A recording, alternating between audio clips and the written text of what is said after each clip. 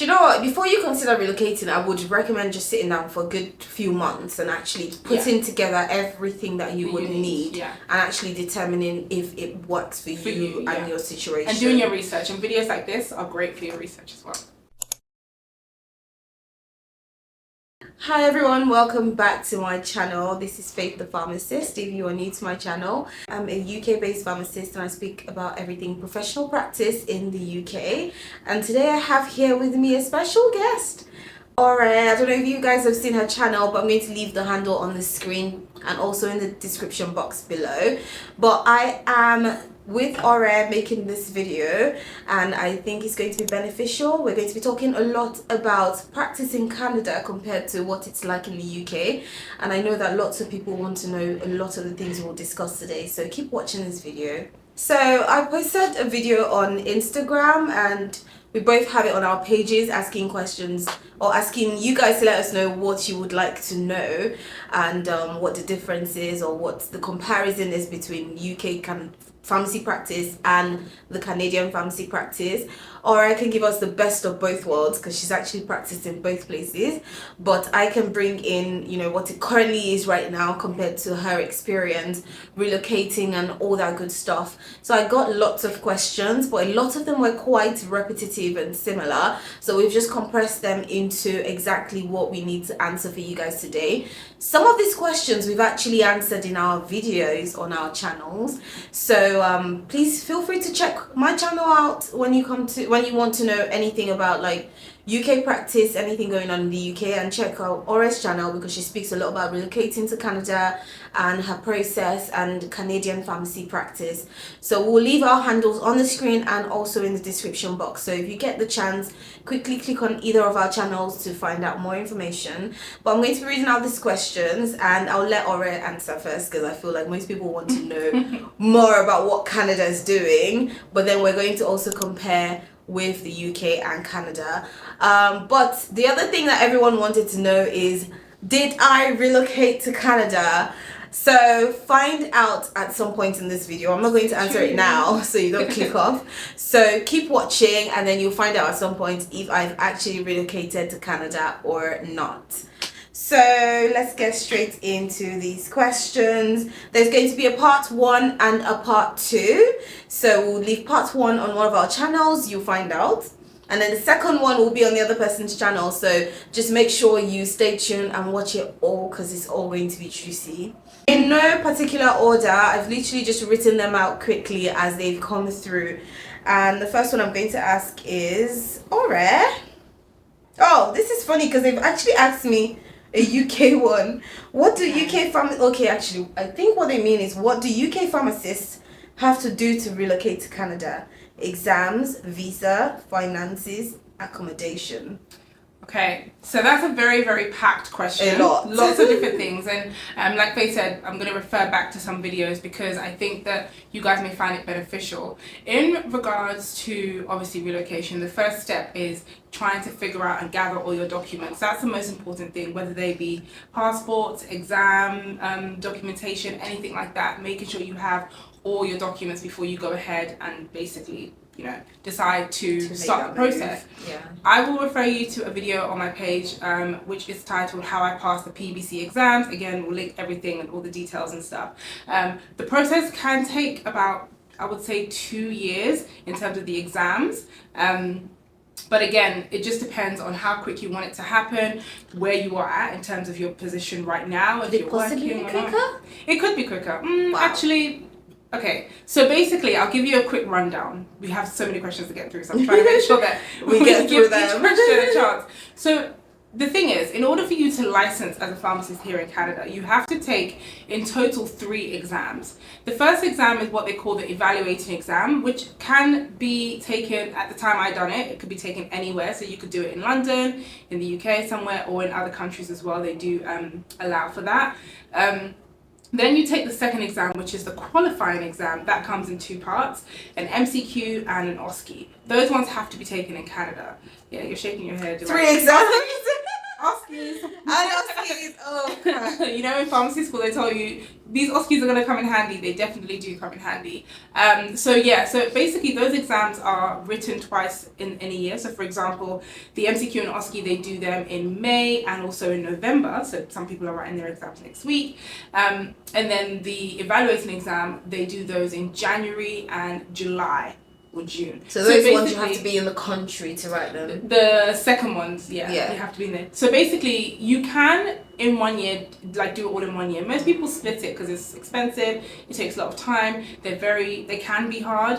If you took a year off doing anything else, you would. Can you do that on a visiting visa then? Okay, so with regards to that, if you're on a visiting visa, yes, you can do it because they don't look for like your status when you're taking the exam. And this is why I say people who have the opportunity to travel without having to get a visa, make the most of that and do the exams in the summer. That's what I done. So I came to Canada in the summer and just done the exams. But yeah, if you're here on a visiting visa or even just like, I don't know, like any other type of visa, you can take the exam. There's no limit to. So this question is quite packed, so I think it's going to answer a lot of the other questions. So if we get to anyone that we've actually already answered, we're just going to skip past it. Yeah. So what she asked next was finances. Mm-hmm. Like, what is the cost effect of doing this process? I have another video where I talk all about the costs, how much it costs me, visas, everything like that, how much you should bring with you. I'm not sure what that video is titled, but again, if you go through my videos, you'll definitely find it. I would definitely say, and I don't want to just pick a random number, but I would say in terms of exams, and you're not just thinking about the cost of the exam, you're also thinking about the cost of visas, you're thinking about the cost of travel. If you don't have family here, you're going to need like hotels, feeding. I would say you definitely need more than £5,000 because the exams themselves are almost 4,000, 3,000, 4,000. Is that for all the exams? For all the exams. Okay. Okay. But you have to also remember, aside from the exams, there's other documentation. So at the beginning, before you even do the evaluation exam, you have to do some kind of like evaluation of documents, and that requires a lawyer, notary public, I think they're called, like those people to basically check and sign. They're going to charge you. If you're a GPHC, which is a UK licensed pharmacist, you will have to get a letter of good standing from your college. If it's not the GPHC, they're going to charge you for that. At the time when I done mine, the GPHC charged about £100. Okay. So all those things cost money. So and let's also say posting your application to Canada. So on average, about between £5,000 to £7,000 or even 10. I would say 10. Let's go 10 just so you're safe. 10, yeah. Well, for the UK relocation process, because some people have asked me comparing that to relocating to the UK, if you're a European pharmacist, it's actually a lot easier for you, especially if you satisfy the requirements of the GPHC. So you've done an accredited course and you've been practicing, so it only takes you a few weeks of transition. You can just apply to get licensed, and all you need is a few weeks of practicing / training under a company who's willing to take you through that training period. So I'd say within about 3 months you should be confident enough to at least put yourself out there to get a job in the UK if you're from Europe. But if you're from outside the European countries, so overseas, other countries, you definitely will be needing to do the OSPAP, which I've talked about a lot in my channel. And all of that in terms of relocation, OSPAP, everything is going to take at least a 1 year period before you can apply for your pre-registration training, which is another whole process before your exam. But the OSPAP and relocation and everything for the UK, I would say a good at least almost £30,000. But I find that it might be a quicker process. It might be a quicker process because OSPAP alone is about 15 grand now. And if you're talking accommodation, feeding, staying here, just trying to survive, that's what you're looking at. So in comparison, UK might be a bit of a quicker process to get into practice, but for Canada it sounds like it's a bit longer. I think it depends where you're coming from as well. Obviously, as she mentioned, if you're from Europe, then it might be easier to just go to UK. The other thing I will say, and I will just really kind of quickly chip this in here, is I personally, as someone who's worked on both sides, I think that the UK might be better. It prepares you better if you're going down the OSPAP route. The reason I say that is because OSPAP brings you to a level where you have the same knowledge as the The fourth pharmacists year. who are actually coming into from that practice. country. So it puts you on that same level. Whereas in Canada, you're kind of on your own. Like they're like, do the exam, like you're by yourself. Pass it like, and then figure your way out in practice. There's no guidance basically. Whereas with OSPAP, at least you know I'm doing this 1 year program. At the end of that, I'm going to do you quite a bit. Then you do an exam. So you have 2 years of preparation really before practice. Whereas in Canada, it's kind of like do the exams. When you pass it, you do an internship depending on where you are in the country. And this internship you did say wasn't that long. Yeah, so the one in Ontario, which is where we are right now, where Toronto is. That one Toronto, yeah. 4 to 5 weeks, that one is. And I don't think that prepares you enough to be a pharmacist. Compared to like 2 years of preparation with OSPAP, I think 5 weeks is kind of short. So that's just my opinion. So you will be a lot less terrified walking into practice in the UK. Yes, yeah. Okay, cool. She mentioned already about accommodation, but I'd recommend looking at her channel to see. Oh, she goes into like lifestyle and everything once you've like gotten your license, or even before you get a license, how she did it. Yeah. So the next question is, how do you successfully find a job once you complete the relocation process? Okay, so this is quite in-depth again, because one of the things that many people don't know about Canada is they're very big on what they call Canadian experience. Now, I've heard that it's the same in the UK. That's interesting. Yeah, very interesting. I've heard that in the UK they also ask you for UK experience, but they're very big on it here in Canada. And if you don't have Canadian experience, even if you've worked as a pharmacist for like 8-9 years, they don't care. You're starting from scratch. So I think I always say this, and I'll say it again, networking. Networking is going to get you a job as quickly as you need. So that means opening a LinkedIn profile if you don't have a LinkedIn profile, going to job fairs, going into pharmacies to talk to people, emailing hospital pharmacists if you want to get into hospital, maybe finding out who the managers are. Those are the kind of things you can do. And obviously like just applying through the normal platforms. Indeed, that's what we use here. Indeed.ca or LinkedIn is another good platform. There are no other like special like Canadian platforms I can think of. It's just those two. And then making sure that you network. That's very important. This is something I hammer a lot as well. Yeah. If you want someone to give you a chance, the minute you've built rapport with them, it makes it a lot easier. Yeah. And even if it means like offering to do like a few weeks of free work, and I know that might be a lot, but at least you then would have something to put on your CV that would open up doors for you. So don't be afraid to like just put yourself out there. Walk up to pharmacists and ask them, what can I do? Like just chat, or even just bring up a friendly conversation and just let them get to know you. And then after some time you can chip in that you know you're looking for something, and then they can support you if they can, or at least signpost you. I would also say like I said, I have another video that goes into more depth in regards to finding a job, but it does take a few tries, but definitely keep trying. The networking one is the most important point. Don't give up, guys. So this one is the one everyone wants to know, so I'm going to leave it till later on in the video. Everyone wants to know what country has better salary packages and living conditions. So we're going to go into this in a little bit, so I'm going to park it to one side just because I know you guys are really interested in it. The next question is it possible for a pharmacist who has moved on a work visa to study a part-time master's? Again, I'm not too sure about like any kind of immigration in-depth stuff. I think now actually what's interesting is if you're on a visiting visa here in Canada, they now let you work, because normally if you're on a visiting visa you can't work, right? In terms of studying, I think you might have to get a student visa, because I think the legislations around that might be different. But I will recommend that you go to canada.ca, that is the immigration website, and they give you all the information on that there. In terms of the UK, you are actually allowed, if you're on a work visa, because I was on a work visa, you're allowed to do something, a part-time course, as long as it's related to the job that you're doing, and as long as your employer is happy to support you to do that job, meaning that they'll give you enough to do the course, meaning that they'll give you enough time to study, and they would obviously understand that you're doing this course, and they'll give you a little bit of liberty to just complete the course when you need to. So in the UK, I do know that it's definitely possible, but it's got to be part-time, and it has to be something related to what you're doing as a job, and that your employer is happy to support you with. Okay, so the question that everyone wants to know, drum roll, what are the salary comparisons? Oh my god, right, so I know this is not one answer, because there's like different sectors of pharmacy that you can work in. There's different jobs you can do. There's being a newly qualified versus being like, you know, experienced. Yes. There's coming to the table with lots of experiences from different places. So what I'd say is we should give a range, right? Yeah.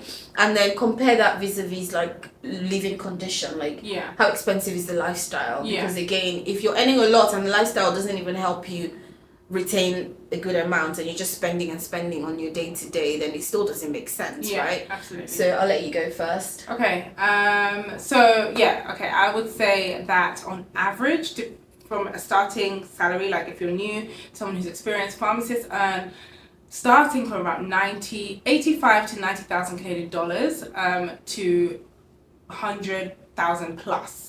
Most pharmacists on average are on about 100,000. Let me convert it. 100,000 Canadian dollars on average. I think that might be about 70,000 pounds. So 80,000, yeah? Yeah. So let's say 90,000 Canadian dollars. 90,000 to start. Would be starting on average for most people. So that's about 54,000 pounds. Yeah. Which I would say is about the same that they're starting with now. Interesting. It's crazy. That's crazy. Because when I started, it was 25. It's crazy. So the average starting salary in the UK is about 40 to 45,000, but a lot of places are offering a lot more than that now, because roles are becoming harder to fill, because there's lots more roles opening for pharmacists in the UK.